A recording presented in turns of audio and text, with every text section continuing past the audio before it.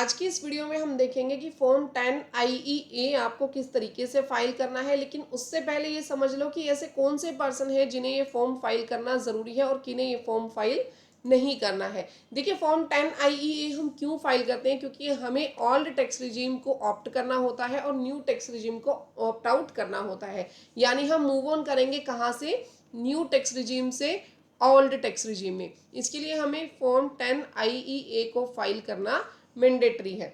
ठीक है, बट बात करेंगे ना अगर हम सैलरीड पर्सन की, तो सैलरीड पर्सन को ये फॉर्म 10 IEA फाइल करने की रिक्वायरमेंट नहीं होती।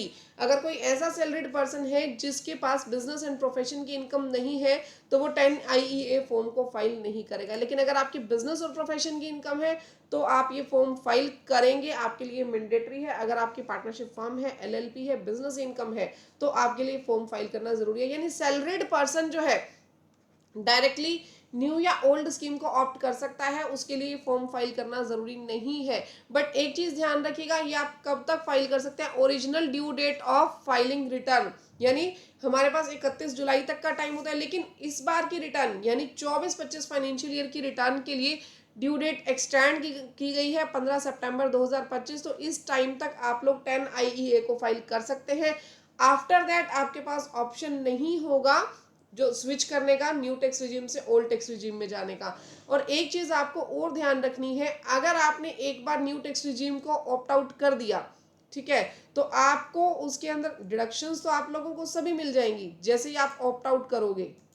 लेकिन इसमें आपको एक चीज का और ध्यान रखना है, जो सैलरीड पर्सन है वो सैलरीड पर्सन तो एवरी ईयर उनको अलाउड है, चाहे वो ओल्ड ले न्यू ले, उनको कोई फर्क नहीं पड़ेगा। लेकिन अगर बिजनेसमैन ने एक बार न्यू टैक्स रिजीम से वो पर्सन ओल्ड टैक्स रिजीम में चला गया तो उसको लाइफ टाइम में एक ही बार ऑप्शन मिलेगा कि वो ओल्ड से न्यू टैक्स रिजीम में आ सके। अगर वो अगेन ओल्ड से न्यू में आ गया देन लाइफ टाइम उसके पास कोई ऑप्शन नहीं है, उसे न्यू में ही रहना पड़ेगा। यानी आपके पास सिर्फ 2 ही बार ऑप्शन है अपनी स्कीम को चेंज करने का। आप फिलहाल न्यू में हैं तो आप ओल्ड में जा सकते हैं, और एक बार लाइफ टाइम आप ओल्ड से न्यू के अंदर कन्वर्ट हो सकते हैं। अगर आपने दोनों बार का ऑप्शन अपना चूज कर लिया तो आपको लाइफ टाइम दोबारा ऑप्शन नहीं मिलेगा अगर आपकी बिजनेस इनकम है तो। सैलरीड वालों को एवरी ईयर जो है वो मौका मिलता है, वो जो चाहे वो ऑप्ट कर सकते हैं, उनके लिए कोई भी कंपल्शन नहीं है। तो आ जाते हैं हम लाइव फाइलिंग पे कि किस तरीके से 10 IEA को फाइल करना है।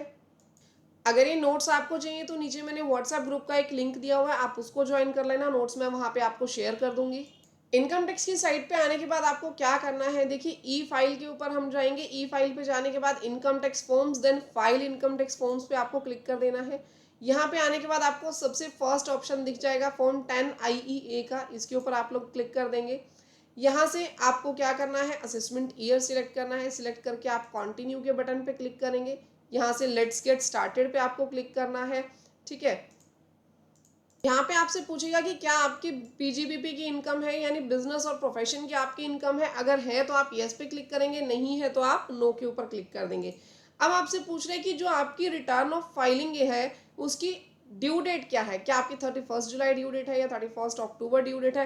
एज पर एप्लीकेबिलिटी आप चेक करेंगे और यहाँ पे क्लिक कर देंगे। अब आप कहोगे कि मैम एक्सटेंड हो गई है, तो यहाँ ध्यान से देखिए लिखा हुआ है 31 जुलाई और as extended for the assessment year, यानी जो एक्सटेंड हुई है वो यहाँ पे कंसीडर की जा रही है डेट। ठीक है, यहाँ से आपने क्लिक करके कंटिन्यू के बटन पे क्लिक कर देना है।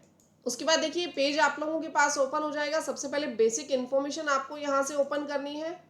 ये बेसिक इन्फॉर्मेशन कंप्लीट आप चेक कर लेना और इसको सेव के बटन पे क्लिक कर देना। देन एडिशनल इन्फॉर्मेशन आप चेक करेंगे। यहाँ पे आपके पास जो है 80 LA के बारे में दे रहा है, लेकिन आपके ऊपर एप्लीकेबल नहीं होती है ये चीज़, तो ये चीज़ क्या होगी, आपकी लॉक्ड हो जाएगी। यहाँ पे आपको सेव के बटन पे क्लिक कर देना। देन डिक्लेरेशन एंड वेरिफिकेशन के फॉर्म पे जाओगे, आपको यहाँ पे डिक्लेरेशन देनी है।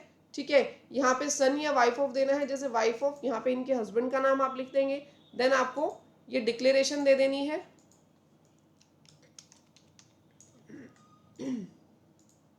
यहाँ आप क्लिक कर देंगे।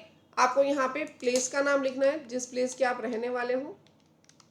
देन सेव के बटन पे आपने क्लिक कर देना है। उसके बाद यहाँ प्रीव्यू पे आप जाएंगे। प्रीव्यू पे जाने के बाद ये कंप्लीट फॉर्म जो है वो आप चेक कर लेना। Then proceed to e verify पे क्लिक करेंगे।